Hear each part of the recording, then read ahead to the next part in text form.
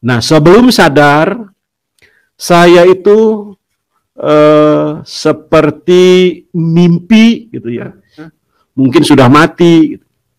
Dan saya merasa bahwa saat itu juga memang saya sudah mati. Sebelum itu, saya mendengar suara. Sebelum kejadian itu. Maksudnya sebelum bisa buka mata itu. Sebelum mendengar, saya mendengar suara. Suaranya berbunyi begini. Karena kasih karunia, kamu diselamatkan oleh iman, bukan hasil usahamu seperti ini. Dan suara itu kedengaran beberapa kali. Dan kedengarannya itu seperti ada ehonya gitu ya. Seperti bergema gitu. Seperti bergema. Dan yang heran lagi itu, suara itu seperti orang yang saya sudah kenal. Pada waktu itu saya berkata begini, ya saya mau keselamatan itu. Saya mau. Sebelum saya nggak mau menjalankan ibadah yang hampir mati seperti ini. Ya, selamat pagi. Jumpa lagi bersama saya di channel Teva Kreatif. Pada kesempatan ini kami akan menayangkan sebuah kesaksian dari seorang ustadz.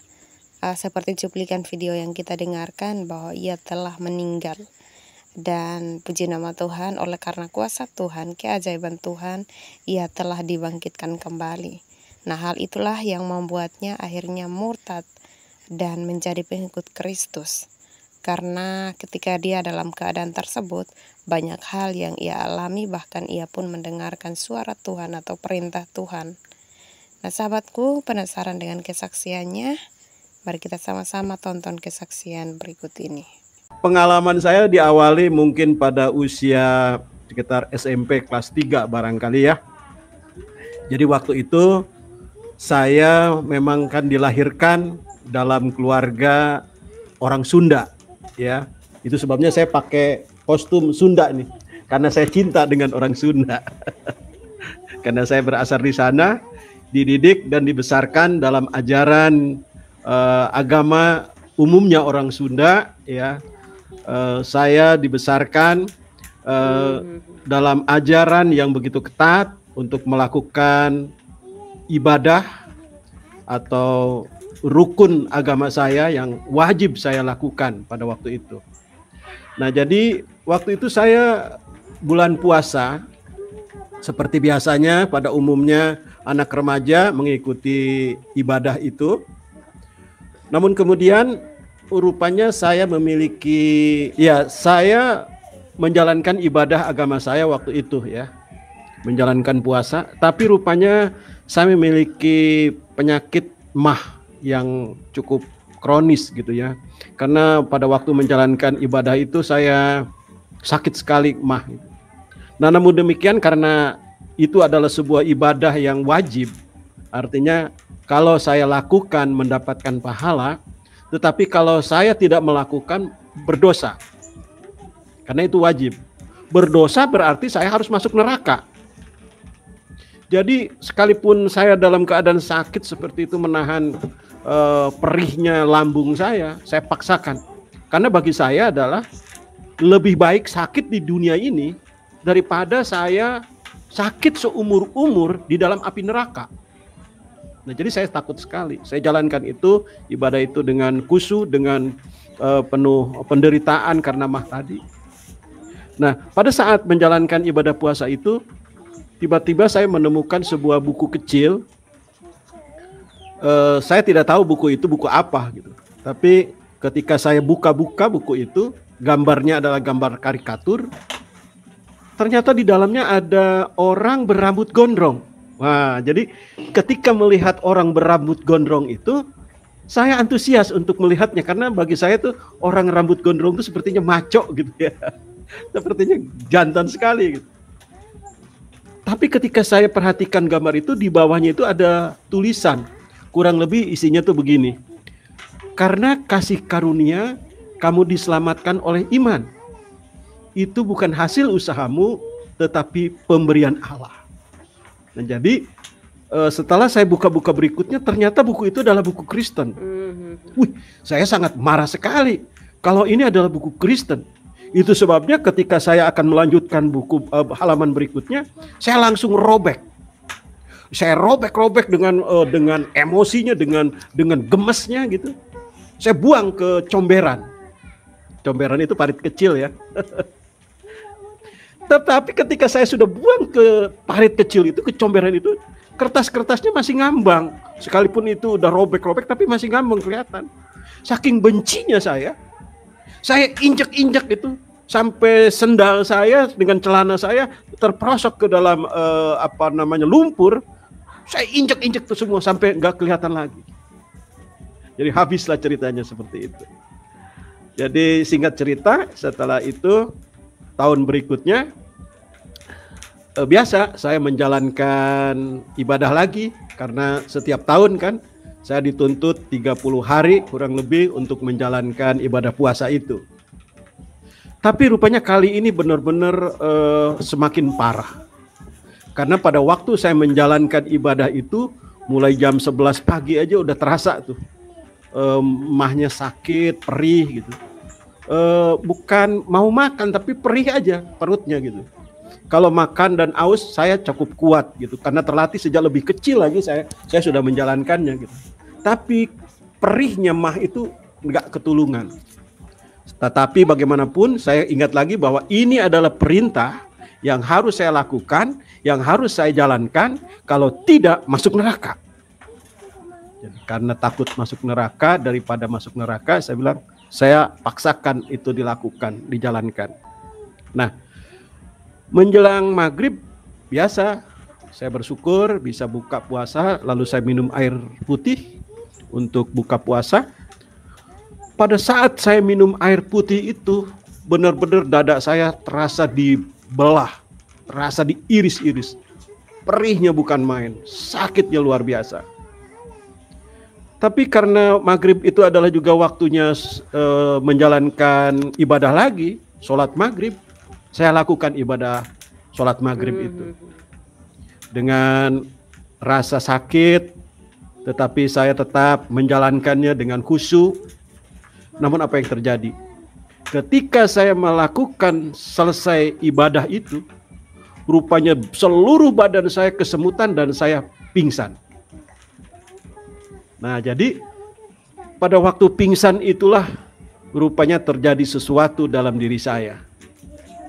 Jadi saya pingsan waktu itu dari jam 6 maghrib selesai ibadah itu. Kemudian saya baru sadar itu kira-kira jam 10. Nah, sebelum sadar saya itu seperti mimpi gitu ya. Tetapi juga saya mendengar ibu saya, tetangga-tetangga ada di dalam kamar saya mengurubuni saya. Mereka pegang kaki saya, mereka pegang badan saya, katanya sudah dingin semua, mungkin sudah mati. Dan saya merasa bahwa saat itu juga memang saya sudah mati. Namun ada satu saudara saya, biasa kan kalau orang kampung kalau ada yang sakit-sakit tuh baca mantra-mantra gitu, ambil sirih, daun sirih gitu, diteteskan ke mata saya. Saya berasa itu pada waktu diteteskan ke mata saya, karena sirih itu kan agak panas barangkali ya, atau agak sepet gitu, terasa ke mata saya. Kemudian saya bisa membuka mata, saya bisa melihat orang-orang sekitar. Kemudian saya mulai bernapas lagi. Sebelum itu saya mendengar suara. Sebelum kejadian itu, maksudnya sebelum bisa buka mata itu, sebelum saya mendengar suara. Suaranya berbunyi begini: karena kasih karunia kamu diselamatkan oleh iman, bukan hasil usahamu seperti ini. Dan suara itu kedengaran beberapa kali, dan kedengarannya itu seperti ada ehonya gitu ya, seperti bergema gitu, seperti bergema. Dan yang heran lagi itu, suara itu seperti orang yang saya sudah kenal. Jadi kalau saya dengar suara Pak Yusuf di telepon tadi, saya sudah kenal suaranya karena saya sering lihat YouTube-nya Pak Yusuf. Oh, ini suaranya Pak Yusuf. Seperti itu. Jadi suara yang bilang, karena kasih karunia kamu diselamatkan oleh iman, ini bukan hasil usahamu. Itu seperti orang yang pernah saya kenal gitu. Pada waktu itu saya berkata begini, ya saya mau keselamatan itu, saya mau. Saya bilang saya nggak mau menjalankan ibadah yang hampir mati seperti ini. Rupanya barangkali ya secara medis gitu, tubuh saya yang sudah dingin itu barangkali nih jumlah hemoglobinnya bertambah kembali, kemudian suhu tubuh panas, kemudian detak jantung saya berdetak lagi, dan saya bisa melihat lagi ketika ditetesin air dari sirih itu. Itu barangkali seperti itu. Nah, pada waktu saya membuka mata itu, saya melihat, oh itu sudah jam 10 malam. Karena di kamar saya ada jam dinding. Sudah jam 10 malam. Lalu setelah orang-orang memberikan minum, air hangat, teh manis, saya mulai ada pulih lagi, tapi tetap belum bisa makan. Lalu setelah mereka agak sepi, saya merenung sambil melihat jam gitu. Saya bilang, suara siapa yang tadi kedengaran itu ya? Suara siapa gitu. Tapi saya sepertinya udah kenal gitu. Yang mengatakan, karena kasih karunia kamu diselamatkan itu oleh iman, bukan hasil usahamu seperti ini, puasa yang hampir mati. Suara siapa itu? Saya ingat-ingat gitu ya. Lalu saya ingat, itu dia, saya bilang. Itu suara yang pernah saya baca dari buku Kristen itu. Itu suara adalah jelas itu buku Kristen yang saya robek-robek itu, saya bilang. Saya baru ingat. Saya sadar yakin bahwa itu adalah buku Kristen itu. Jadi rupanya saudara yang kasih dalam Tuhan, itu adalah ayat firman Tuhan ya. Setelah sekarang saya tahu itu dari Efesus pasal 2 ayat 8 gitu. Dari Efesus pasal 2 ayat 8 rupanya itu. Setelah jadi Kristen saya baru tahu gitu. Tetapi yang saya tahu bahwa satu ayat firman Tuhan saja, ketika orang merobek-robek, menginjak-injak, karena itu adalah ayat firman Tuhan, ayatnya hidup, bisa berbicara kepada saya dan menghidupkan saya. Itu keyakinan saya. Sehingga saya bisa siuman lagi. Kalau saya mungkin pada waktu itu tidak merespon itu. Biarin deh, pokoknya yang penting gue menjalankan ibadah gue, mau mati-mati, mau hidup-hidup. Barangkali ya, saya waktu itu sudah mati. Tetapi puji Tuhan saya merespon itu. Saya merespon suara itu, dan saya mau. Nah, setelah saya sembuh, kemudian setelah saya berpikir dengan jernih, suara itu adalah suara Kristen. Ingat saya, ada satu saudara, kakak ya. Jadi bapak saya istrinya 2. Istrinya 2. Nah ini kakak ini adalah dari istri yang pertama, Pak Nandang namanya. Saya cerita sama dia karena dia sudah menjadi orang Kristen. Saya ceritakan pengalaman tadi itu. Saya bilang saya sedang puasa, saya ceritakan bagaimana saya robek-robek buku Kristen, kemudian saya dengar suara itu ternyata adalah dari buku Kristen yang saya baca itu. Wih, si kakak saya itu merespon dengan antusias banget. Wih, kamu luar biasa, kamu dapat lawatan Roh Kudus, kamu dijamah oleh Tuhan. Pada waktu itu saya bengong. Lawatan Roh Kudus apa sih? Dijamah oleh Tuhan bagaimana? Saya nggak ngerti waktu itu. Tapi dia begitu antusias dan begitu merespon terhadap kesaksian saya itu, sampai dia mengirimi beberapa buku. Karena waktu itu dia tinggal di Jakarta, saya kan di kampung, di Sukabumi. Nah, dia kirimin buku ke saya, buku-buku. Dikirimin buku lagi. Saya buku kecil aja saya robek-robek, ini dikirimin buku banyak-banyak lagi. Buat apa? Saya nggak mau baca. Saya taruh aja. Kebetulan ada kotak biasa tempat bapak saya dagang pakaian. Kotak itu besarnya kira-kira 0,5 meter kali 1 meter gitu, sampai penuh. Dikirimin buku terus sama dia. Satu waktu dia pulang ke kampung. Pada waktu saya ada di rumah, saya biasa ngaji, ya pulang ngaji malam-malam saya lari-lari takut, padahal udah remaja ya, karena melewati pohon manggis yang rindang gitu, dan sering diceritakan bahwa ada kuntilanak. Padahal saya sudah baca ayat kursi, tetap aja saya takut gitu. Ayat kursinya masih ingat sedikit-sedikit, Allahu la ilaha illallah. Sedikit gitu ya. Tanya sama kakak saya, kenapa kamu lari-lari? Saya bilang, saya takut kuntilanak. Karena sering diceritakan bahwa ada kuntilanak. Saya bilang, tadi saya sudah bacaan, artinya baca ayat kursi itu, tapi saya masih takut. Lalu dia bilang gini katanya, wih kamu katanya mau nggak dikasih mantra sama saya? Supaya nggak takut. Wih, saya bilang mau dong mantra, diajarin mantra. Bagaimana mantranya? Besok aja. Enggak, saya bilang sekarang aja mantranya, ayo cepet. Mantra Kristen kayak gimana? Saya tahu karena dia orang Kristen, jadi saya bilangnya mantra Kristen. Nah besoknya dia baru ajarin saya mantra itu. Mantranya itu bunyinya begini. Dalam nama Yesus ada kemenangan. Rupanya setelah sekarang jadi Kristen saya tahu itu lagu-lagu sekolah minggu gitu.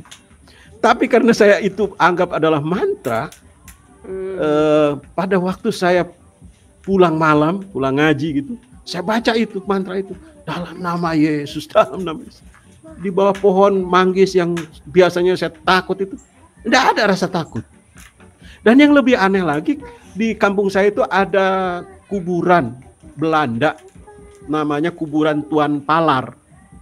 Kuburan Belanda itu paling angker. Jadi orang kalau lewat situ apalagi malam hari suka ada penampakan macam-macam gitu. Ada perempuan lah, macam-macam pokoknya. Sehingga orang tidak berani melintas kalau udah maghrib itu udah nggak ada berani lewat. Tapi saya ingin jajal ilmu kesaktian saya bilang. Dengan dalam nama Yesus tadi. Saya berjalan dalam nama Yesus, nggak ada takutnya saya. Dan nggak ada penampakan apapun. Yang ada hanya rumput-rumput biasa, ada tiupan angin biasa saja, nggak ada apa-apa. Gitu. Nah, jadi saya merasa bahwa bisa bilang hebat ya mantranya orang Kristen. Nah, jadi setelah saya mendapatkan mantra itu, saya sering gunakan pulang malam kemana-mana, gunakan terus itu mantra itu, dalam nama Yesus ada kemenangan. Dengan tidak sadar rupanya mantra itu sering saya gunakan di sekolah. Itu saya sekolahnya adalah di sekolah Muhammadiyah di Karangtengah, Sukabumi. Jadi waktu saya ada camping malam-malam gitu, kan namanya camping malam-malam harus lewatin hutan gitu kan, takut. Tapi saya gunakan itu gitu. Orang-orang mulai tanya-tanya sama saya, lu pakai apa-apaan tuh? Katanya. Pakai ini mantra-mantra Kristen. Saya bilang iya, tapi gue jadi nggak takut. Nah, pada waktu ujian, saya ingat itu mata pelajaran kemuhammadiyahan, ada pertanyaan begini. Menurut Anda, siapakah Nabi Isa itu? Kemudian, siapakah juga Nabi Muhammad itu? Jadi pada waktu menjawab siapakah Nabi Isa itu bukan seperti yang diajarkan oleh guru. Tapi apa yang saya alami. Saya bilang Nabi Isa itu adalah juru selamat yang telah menghidupkan saya. Seharusnya saya mati karena saya menerima keselamatan dari Yesus. Saya bilang, saya jadi hidup lagi. Kemudian blak-blak dan seterusnya, benar-benar menurut pengalaman saya. Lalu siapakah Nabi Muhammad? Nah, ketika Nabi Muhammad, karena waktu itu saya ada kekesalan sama guru kemuhammadiyahan itu, kesalnya tuh begini, ujian itu nggak ada dalam pelajaran gitu, Tapi kok ada diujikan itu, kesel saya. Jadi saya menulis maunya saya gitu. Dengan rasa marah sama guru, saya menuliskan tentang Nabi Muhammad gitu. Saya kesel gitu. Nah, setelah itu saya dipanggil oleh kepala sekolah. Kenapa kamu menulis bahwa Isa Al-Masih itu juru selamat sebagai Yesus yang menghidupkan kamu? Ya saya jawab dengan pengalaman saya. Saya kan udah begini-begini seperti yang tadi itu. Saya jelaskan bagaimana saya tadinya hampir mati gara-gara menjalankan ibadah puasa.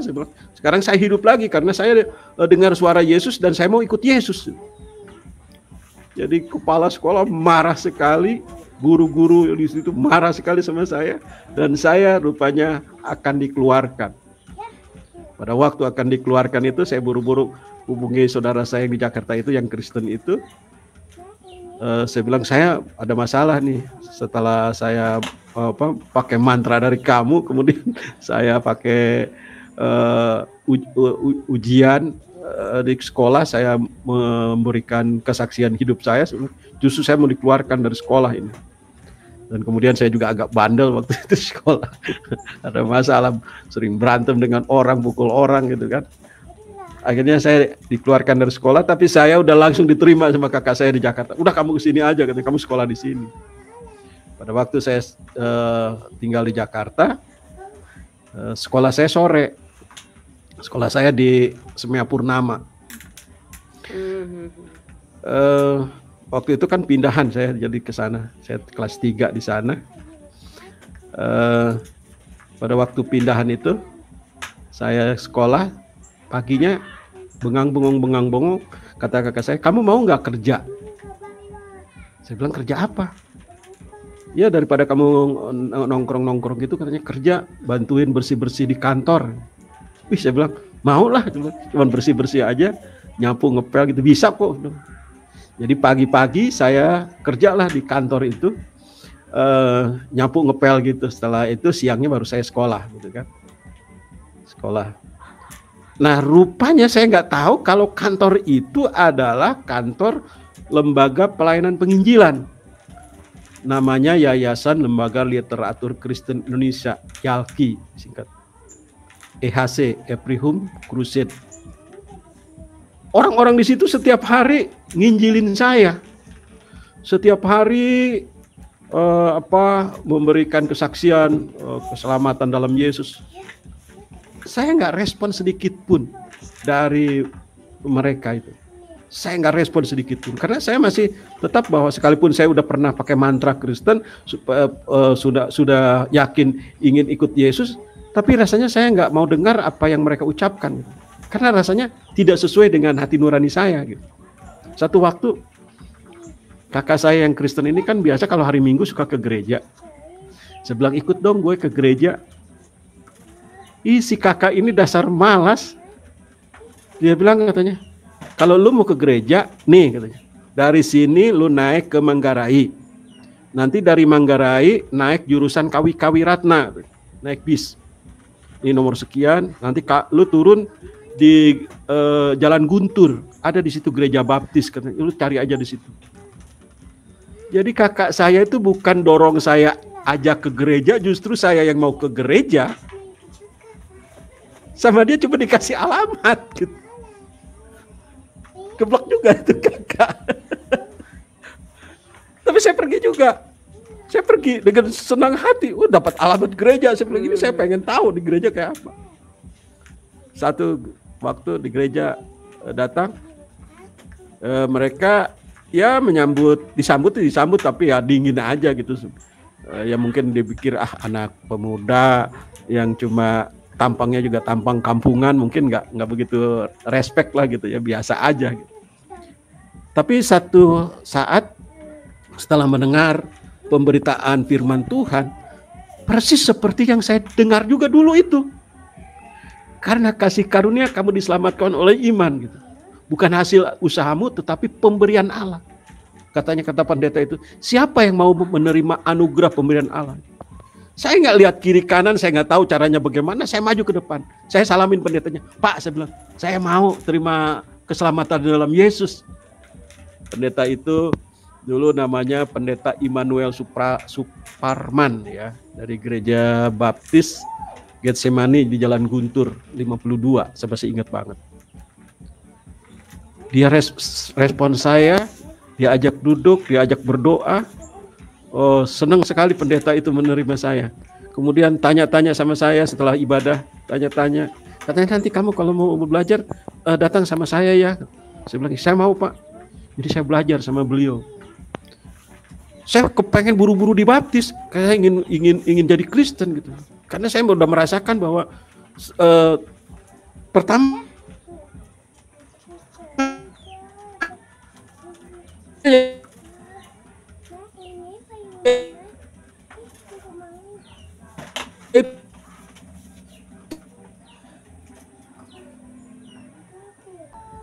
itu tadi mantap aja sih gitu. Halo? Tadi rupanya terputus ya. Halo? Ya, bisa Pak, dilanjut. bisa diulang sedikit Pak, sedikit, karena ya? tadi Ya, 1 menit itu sempat ya. terputus itu Pak. Iya, oke. Ya, jadi saya pergi ke gereja itu setelah dengar firman Tuhan, rupanya firman Tuhannya itu sama seperti yang saya dengar. Karena kasih karunia kamu diselamatkan oleh iman gitu.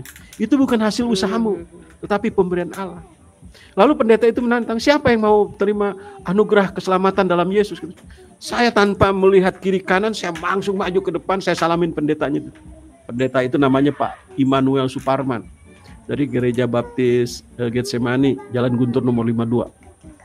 Saya salamin, Pak, saya bilang, saya mau terima keselamatan itu. Lalu si Pak pendeta itu ngajak saya duduk setelah ibadah, kemudian dia tanya-tanya saya, siapa nih orang ini? Saya ceritakan bahwa saya dari Sukabumi, orang Sunda. Saya bilang, kok bisa sampai di gereja? Iya, saya bilang, saya punya kakak, namanya Nandang. Saya bilang, oh rupanya dia kenal dengan kakak saya, karena rupanya dia anggota jemaat situ. Iya, katanya kemana itu orang? Itu nggak pernah lama, udah lama nggak datang di gereja. Iya, ini Pak, sebenarnya saya dikasih alamat sama dia supaya datang di sini. Ya puji Tuhan, dari itu saya dibimbing oleh beliau, saya ingin segera dibaptis. Tapi dia bilang, tunggu, kamu harus ikut pelajaran selama 6 bulan gitu, baru bisa dibaptis.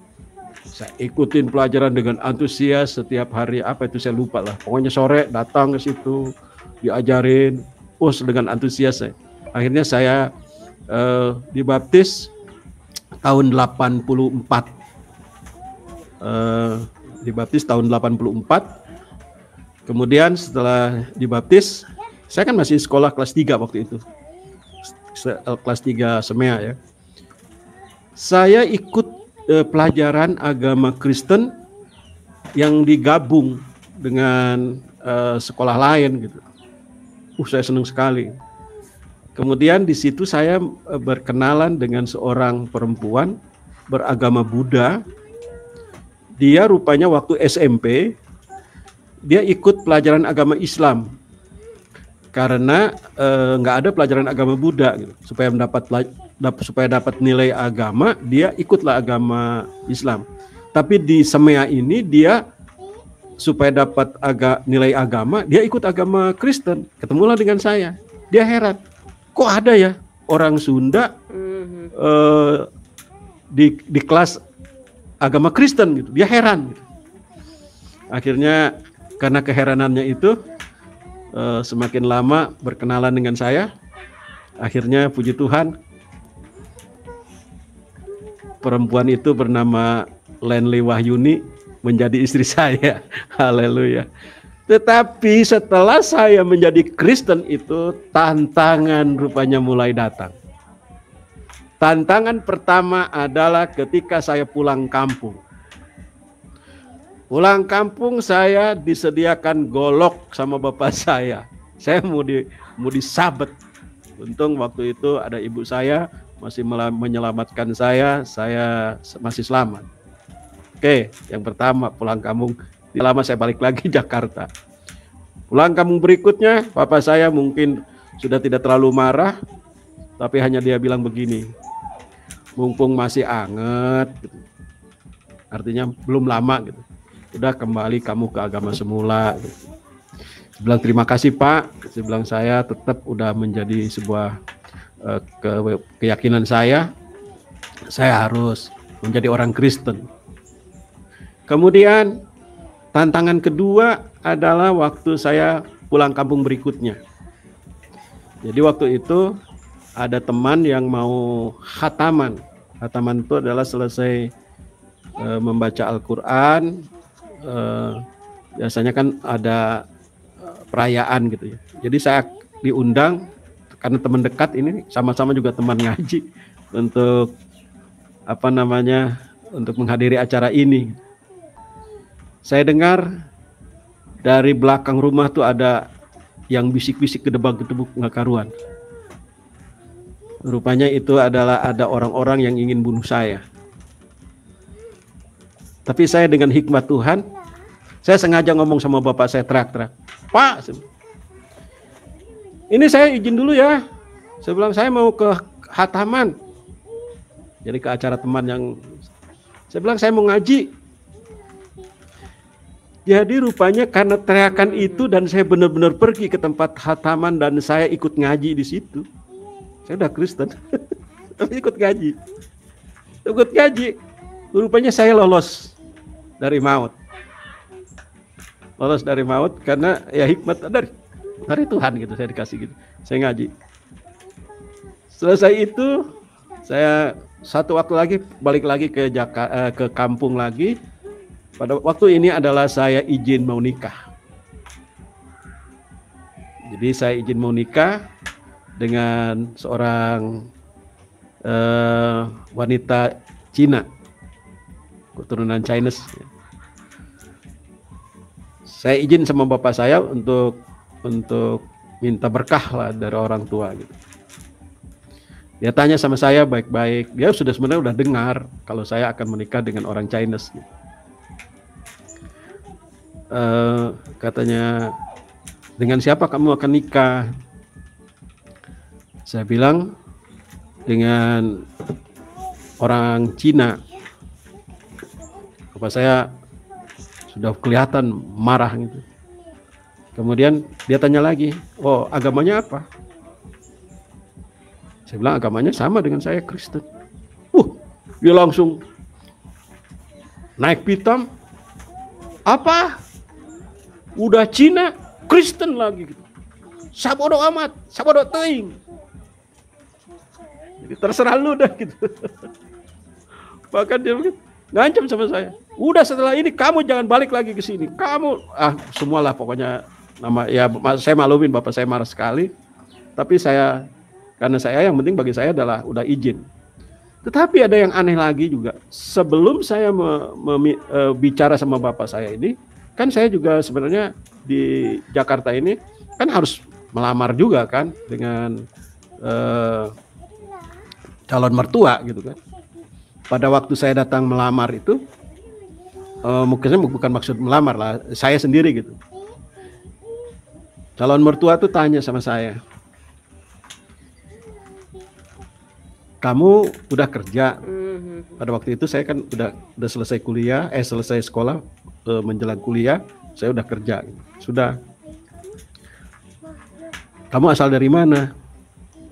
Saya bilang Sukabumi. Orang apa? Orang Sunda.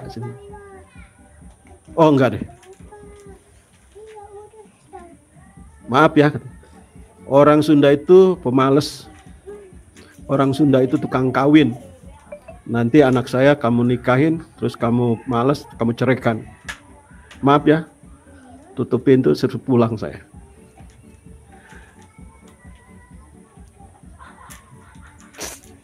Tantangan sama keluarga ditolak, sama di sini juga ditolak, suruh pulang. Tapi saat itulah saya ingat bahwa Tuhan itu akan memberikan apa yang kamu minta. Jadi saya ingat pada waktu buku-buku dikirim itu, ada satu buku yang tebal, yang setelah tahu sekarang itu adalah Alkitab, saya baca. Pada waktu saya baca-baca, saya ingat, saya bilang, kalau orang Kristen tuh dalam image saya waktu itu kaya. Saya bilang pasti kekayaannya tuh diminta dari sini nih, dari buku ini nih. Jadi saya buka itu buku, pas yang saya baca itu bunyinya begini, mintalah apa saja yang kamu kehendaki dan Tuhan akan memberi. Saking girangnya, buku itu saya tutup, gitu. Saya tutup. Kemudian saya ingin cari, kemudian setelah saya tutup, lupa, saya ingin cari lagi, saya temukan lagi. Dari mana sih tadi? Saya ingat sih tadi itu kira-kira di tengah-tengah sini kok. Jadi saya baca itu buku Injil itu dari belakang, dari kitab Wahyu. Biasa baca Al-Quran kan dari belakang. Saya baca. Nah setelah saya baca, nggak ketemu itu ayat. Sampai di tengah-tengah nggak ketemu. Lalu saya tanya sama kakak saya yang Kristen itu. Dia bilang aja baca aja terus. Iya, saya bilang ayatnya di mana itu yang bunyinya seperti itu. Dia nggak ngasih tahu. Saya nggak ngasih tahu tuh. Saya nggak tahu juga apakah dia memang nggak tahu atau pura-pura nggak tahu gitu. Saya suruh baca aja lagi. Baca lagi. Nggak ketemu. Tetapi saya ingat, mintalah apa saja yang kamu kehendaki dan kamu akan menerimanya. Kalau sekarang sih udah tahu itu dari Yohanes 15 ayat 8 kan. Nah waktu itu saya berdoa, saya bilang, saya ingat nih, dulu pernah saya baca buku Alkitab, kalau ada ingin sesuatu, minta, maka akan diberi. Saya bilang sekarang Tuhan, saya udah jadi Kristen nih, saya mau nikah dengan perempuan ini, tapi dari orang tua saya nggak dikasih, dari orang tua dia juga nggak dikasih, sementara kami sudah menjalin pertemanan, hubungan dengan begitu akrab gitu kan. Kita berdua sudah cocok gitu. Tapi kedua orang tua sangat tidak cocok. Saya berdoa. Kalau saya berdoa, saya pikir mungkin Tuhan akan jawab. Ternyata enggak dijawab. Makin sedih malah saya. Dari kampung dia udah diancam, kamu nggak boleh balik lagi. Dari calon mertua diancam juga sama pacar saya itu. Kalau kamu teruskan hubungan kamu dengan orang Sunda itu, kamu jangan balik lagi ke rumah. Aduh, bagaimana saya bilang. Tapi saya ingat setelah belajar dari Alkitab itu, saya dikasih hikmat sama Tuhan. Doa dan puasa. Doa dan puasa. Orang puasa sampai setengah hari aja, sehari aja saya sakit mah hampir mati, apalagi sekarang harus puasa. Puasanya lagi diminta untuk 3 hari lagi. Gila, saya bilang, nggak mungkin bisa. Tapi Tuhan bicara sama saya, puasa 3 hari. Saking kepengennya dapat ini istri, saya lakukan puasa 3 hari. Nggak makan, nggak minum. Selama 3 hari saya lakukan. Saya ingat banget itu. Dimulai saya dari hari Jumat, buka-buka jam hari Minggu sore. Saya puasa. Apakah mah saya sakit? Di sini luar biasanya. Mah saya nggak terasa sama sekali. Nggak tahu itu. Nggak terasa sama sekali ada sakit mah. Cuman lemes aja biasa, lemes biasa gitu. Agak lunglai badan. Tidur kadang ya bangun lagi sebentar. Saya pikir udah pagi, nggak taunya masih malam gitu. Tapi saya doa aja. Kuat selama 3 hari. Luar biasa. Padahal dulu 1 hari aja emaknya kelojotan, hampir mati. Sekarang justru doa 3 hari. Nggak mati saya. Nggak sakit mah. Cuman lemes aja. Setelah doa apakah dijawab? Tidak ada tanda-tanda. Malah pacar saya minta putus. Udahlah putus aja. Makin menderita saya. Pulang kampung nggak bisa. Tinggal di Jakarta, nggak punya pacar, pacar yang saya cintai minta putus dan sudah putus, benar-benar putus. Dihubungin juga nggak bisa, disuratin nggak dibalas, didatangin nggak boleh, menderita saya. Tetapi di sementara penderitaan itu, saya tetap berharap sama Tuhan dan saya yakin Tuhannya orang Kristen yang sudah saya imani sekarang itu Tuhan yang hidup. Tuhannya orang Kristen itu adalah janjinya ya dan amin. Seperti yang dijanjikan dalam Yohanes pasal 15 ayat 8 tadi, apa saja yang kamu minta akan diberikan. kalaupun sekarang belum diberikan itu istri, belum diizinkan oleh calon mertua, saya yakin satu saat pasti akan terjadi. Sudah selang mungkin beberapa bulan, tiba-tiba di kantor berdering ada telepon. Halo, bisa bicara dengan Pak Suherman? Saya sendiri, saya nggak kenal suara itu siapa, perempuan. Oh kamu ya? Ini kamu siapa? Lenly. Gitu. Wah, saya bilang nih tanda-tanda ajaib di sini. Saya udah girang baru terima telepon aja. Dia ngajak ketemuan, dia ceritakan bahwa katanya orang tuanya udah setuju. Hah? Beneran? Iya sudah setuju. Terus kamu mau balikan? Iya mau. Haleluya, luar biasa. Keajaiban pertama terjadi. Orang tuanya udah setuju. Si pacar saya mau balikan lagi sama saya. Tinggal dengan orang tua saya. Pada waktu itu saya ingat banget Natal pertama di sekolah. Pada waktu acara Natal itu sudah janjian kita mau pulang bareng. Saya sudah calling sama kakak saya bilang tolong nanti anterin gue ya, bawa mobil mau nganterin cewek gue.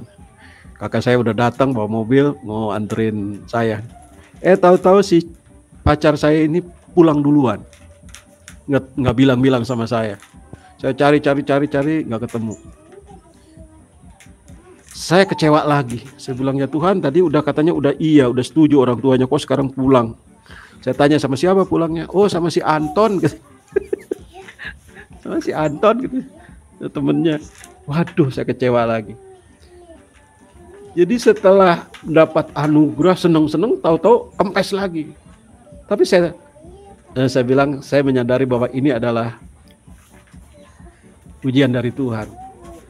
Kemudian saya hubungi lagi dia, ternyata dia masih bisa balik. Dan singkat cerita, perempuan itu sekarang menjadi istri saya, menjadi ibu gembala.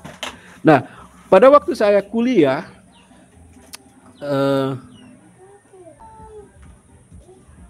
saya waktu itu kuliah di STKIP Purnama. Jadi pada waktu semester 5 kalau tidak salah, harus semester 3 harus registrasi. Saya minta tolong sama saudara, saya bilang tolong bayarin registrasi saya. Saya bilang saya nggak bisa datang ke kampus. Tahu-tahu dari kampus dibilang nggak bisa. Kamu harus diskor selama 1 semester. Aduh, saya bilang saya udah mati-matian untuk kuliah, tapi harus diskor. Tiba-tiba pada waktu diskor itu adalah satu teman, kamu mau nggak katanya sekolah Alkitab? Kan kamu udah ikut kursus tuh banyak-banyak, nanti bisa diperhitungkan kursus kamu. Sekolah Alkitab mau nggak? Dapat sponsor. Wih, saya bilang saya susah-susah untuk kuliah di STKIP, sekarang dapat sponsor. Tapi saya bukan karena dapat sponsornya. Saya mau kuliah itu, saya pengen mendalami kekristenan dengan baik. Jadi saya ikut kuliah. Ternyata setelah ikut kuliah itu senang saya. Wih, banyak tahu tentang kekristenan. Di pelajaran namanya juga sekolah Alkitab kan. Wih, saya bilang, akhirnya setelah saya ditelepon lagi dari kampus untuk masuk daftar. Enggak, saya bilang. Sekarang saya sudah masuk sekolah teologi. Rupanya pihak kampus tuh marah sekali sama saya. Dia tahu rupanya waktu diskor juga karena tahu mereka karena saya masuk Kristen katanya. Jadi diskor dari sekolah sebenarnya itu mau dikeluarkan. Nah, itu yang terjadi. Saya sekolah Alkitab rupanya seneng, akhirnya dilanjut gitu. Nah, setelah sekolah lanjut, kemudian setelah selesai menikah, kemudian orang tua masih tetap belum menerima saya. Orang tua saya, kalau orang tua istri sudah welcome, udah boleh menikah. Ketika kami datang ke orang tua, saya nyatakan sekarang, Sebagai orang Kristen, sekalipun orang tua saya membenci saya, sekalipun orang tua saya hampir membunuh saya akan buktikan bahwa saya sebagai orang Kristen harus menjadi terang dan garam. Jadi setelah saya punya anak, saya datang ke kampung, saya membawa bawaan gitu, mau lebaran waktu itu masih ingat. Bawaan saya diterima, wah saya bilang kalau diterima berarti ini bisa. Apalagi ketika saya bawa gendong anak, rupanya orang tua saya mulai terenyuh melihat anak saya gitu kan. Akhirnya bapak saya terima saya. Puji Tuhan, haleluya. Nah, pada waktu mau lebaran itu, bapak saya agak kesal dengan cucu-cucunya. Karena rupanya cucu-cucunya itu udah pada punya suami, punya anak, tapi masih ngerongrong ke bapak saya, ke kakeknya. Dia kesal sekali sama cucu-cucunya itu, punya anak 3. Tapi bapaknya lain-lain. Anak pertama bapaknya ini, anak kedua bapaknya si ini, anak ketiga bapaknya si itu. Tapi giliran mau lebaran, gak ada satupun yang bertanggung jawab. Kesel bapak saya. Lalu saya cerita sama bapak saya, Pak, itu bukan salahnya cucu bapak, saya bilang. Juga bukan salahnya suami bapak. Suaminya keponakan saya itu. Lalu bapak saya bilang, kalau gitu salah siapa?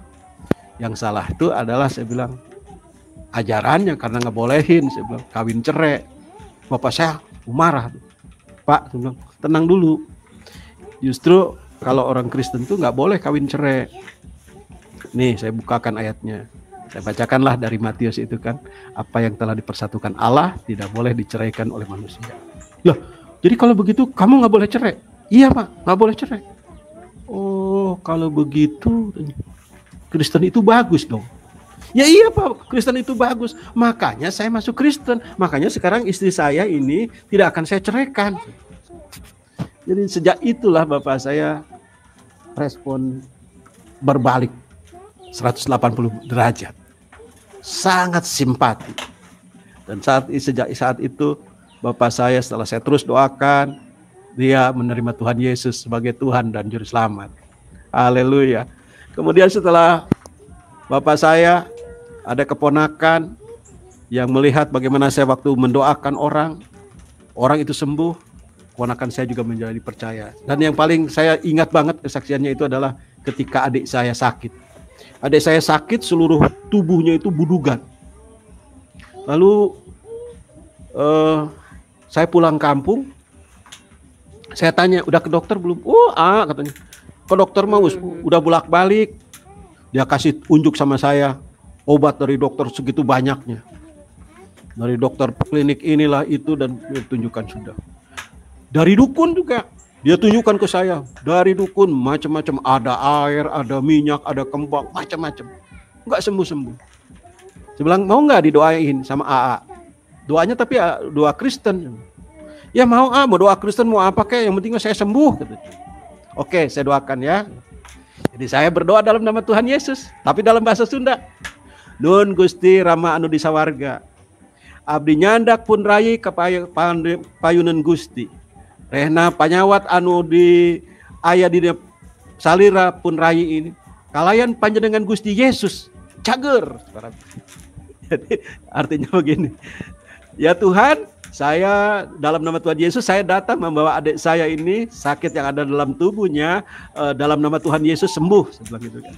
Cuman begitu aja, tapi nggak dalam bahasa Sunda itu tadi. Selesai berdoa, saya dengar suara Tuhan persis banget. Dia bilang begini, ini penyakit dalam bahasa aja tuh, iya lain penyakit bahasa, katumpangan. Ya karena saya dengar suara seperti itu, saya ngomong sama adik saya, Dek, ini penyakit bukan penyakit biasa, saya bilang. Ini ketumpangan. Jadi ketumpangan itu istilahnya ya dibikin orang lah gitu ya. Diguna-gunai. Iya benar katanya. Kata dukun itu juga katanya, ini dibikin orang. Tapi saya bilang iya. Tapi kenapa dukunnya nggak bisa nyembuhin? Nggak tahu. Saya bilang, kamu yakin nggak besok kamu sembuh?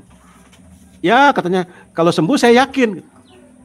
Saya bilang, harus yakin dulu kamu sembuh. Enggak, pokoknya katanya kalau sembuh saya yakin.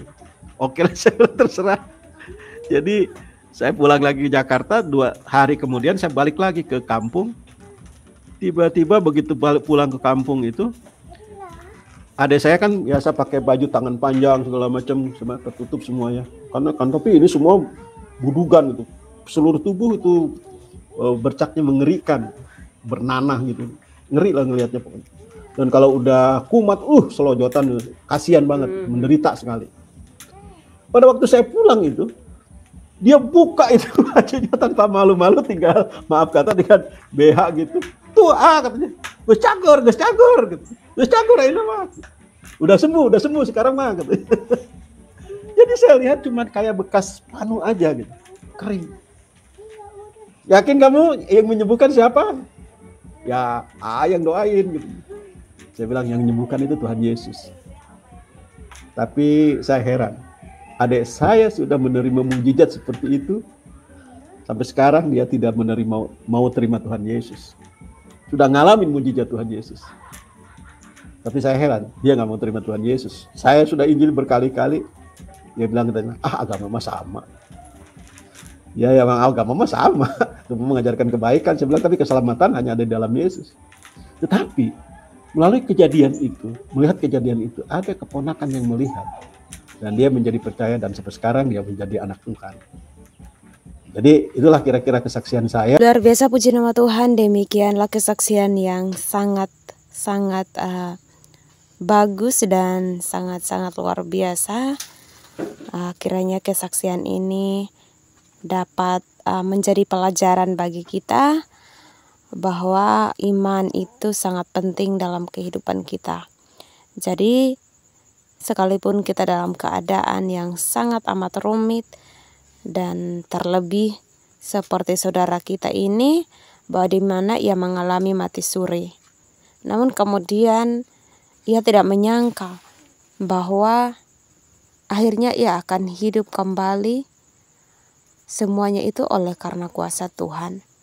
Dan ia menyadari bahwa jika bukan Tuhan Yesuslah, pasti ia tidak akan bangkit. Nah sahabat Tuhan, hal itulah yang membuatnya akhirnya murtad menjadi pengikut Kristus. Dan bukan hanya dia saja, tetapi kemudian ia juga menginjili akan orang tuanya dan adiknya, hingga pada akhirnya mereka juga murtad dan dibaptis menjadi pengikut Kristus seperti yang ia alami. Karena mereka juga mau untuk dibaptis dan mau murtad karena mereka juga mengalami akan mujizat Tuhan, kuasa Tuhan dalam kehidupan mereka. Nah sahabat Tuhan, kiranya kesaksian ini cukup sampai di sini. Sekian dan terima kasih. Salam, sampai jumpa.